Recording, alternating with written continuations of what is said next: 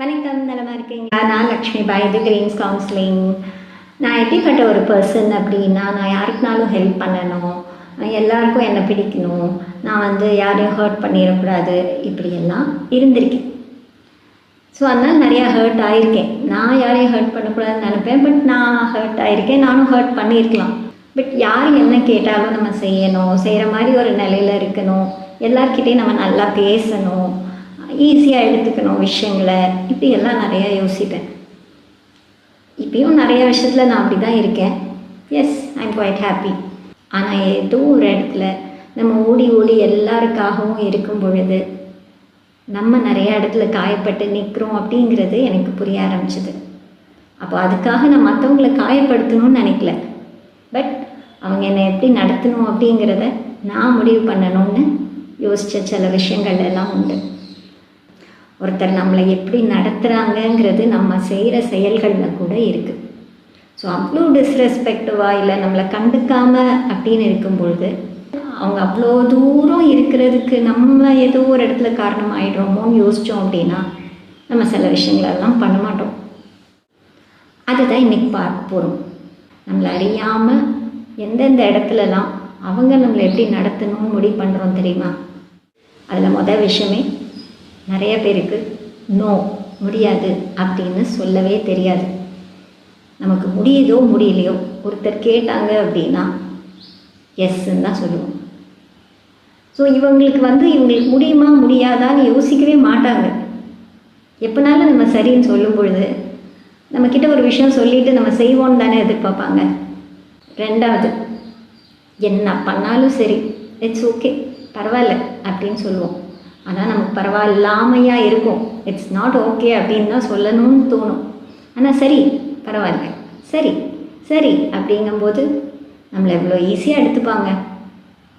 மூணாவது என்ன பண்ணுவோம் அப்படின்னா, சின்னதாக நம்மளை ஏதாவது ஒரு விஷயம் காயப்படுத்துவாங்க. உனக்கு இது தெரியாது அப்படின்னு. ஸோ சின்ன விஷயம் தானே, சொல்லிட்டு போட்டோம் அப்படின்னு.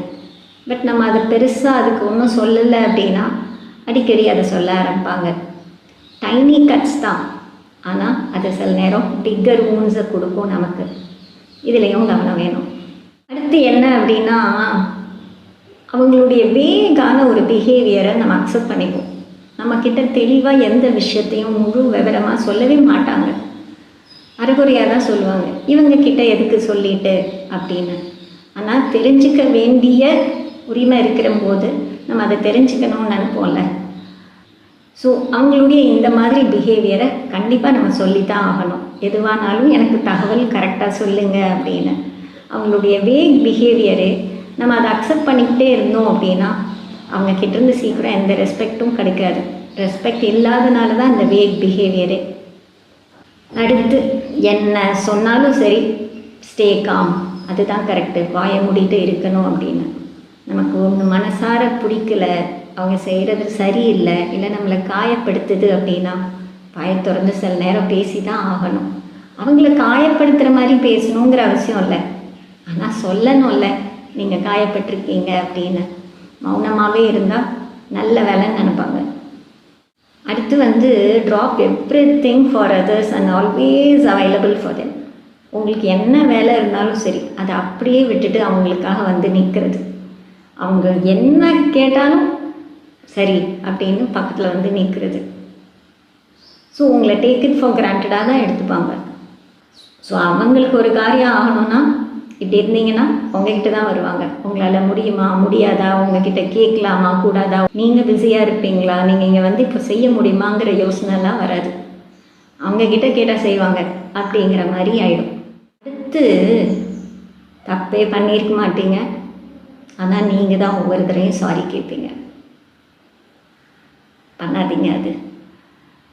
ஏன்னா அவங்களுடைய தப்பை அவங்க ரியலைஸ் பண்ணவே மாட்டாங்க. அப்புறம் இந்த சாரிங்கிறது எப்பயாவது ஒரு ரிலேஷன்ஷிப்பில், எஸ் நீங்கள் ஒரு இனிஷியேட்டிவ் எடுத்து சாரி நான் எதுவும் தப்பு பண்ணியிருந்தாங்கிறது ஓகே தான். பட் அதையே ரிப்பீட்டடாக பண்ணும்பொழுது கண்டிப்பாக அந்த ரியலைசேஷன் அவங்களுக்கு வரவே வராது.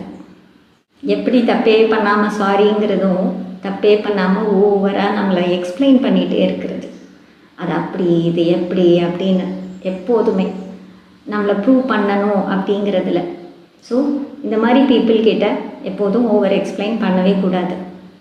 9th ஒன் எத்தனை தடவை மிஸ்டேக் பண்ணாலும் சரி, இதான் லாஸ்ட் சான்ஸ், அடுத்த தடவை நீ பண்ண மாட்டேல அப்படின்னு ஒரு தடவை மன்னிக்கலாம், 2 தடவை மன்னிக்கலாம், சொல்லலாம். எத்தனை தடவை சான்ஸ் கொடுத்துக்கிட்டே இருப்பீங்க அவங்களுக்கு? அப்புறம் எப்படி உங்கள் மேலே அவங்களுக்கு ஒரு மரியாதையோ உண்மையாக இருக்கணும் இவங்க கிட்டங்கிறது வரும்? இவங்க தான் ஓகேன்னு சொல்லிடுறாங்களேங்கிறது தான் தோணும். ஸோ சான்ஸ் கொடுக்கலாம், ஆனால் எத்தனை தடவைங்கிறது இருக்குது.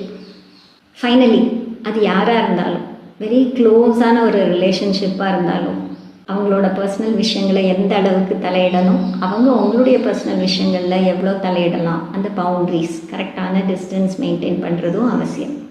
நீங்கள் ரொம்ப உள்ளே போய் விழுந்தீங்க அப்படின்னா அவங்களுக்கு பிடிக்கிறது இல்லை. ஸோ அது யாராக இருந்தாலும் அவங்களுடைய பர்சனல் ஸ்பேஸை டிஸ்டர்ப் பண்ணாதீங்க, உங்களுடைய பர்சனல் ஸ்பேஸையும் டிஸ்டர்ப் பண்ண விடாதீங்க. ஸோ இந்த மாதிரி விஷயங்களில் நம்ம கரெக்டாக இருந்து தான் ஆகணும். இது மற்றவங்களை காயப்படுத்துறதுக்கான விஷயமே கிடையாது, நீங்கள் காயப்படாமல் இருக்கணுங்கிறதுக்காக செய்ய வேண்டிய விஷயங்கள். இதில் நம்ம கரெக்டாக இருந்தோம்னா நம்மளை டிஸ்ரெஸ்பெக்டிவாக நடத்துறதுக்கு அவங்க யோசிப்பாங்க, நம்மக்கிட்ட கரெக்டாக அவங்களும் பழகுவாங்க. அவ்வளோதான். Thank you. Tata. Like, share and subscribe.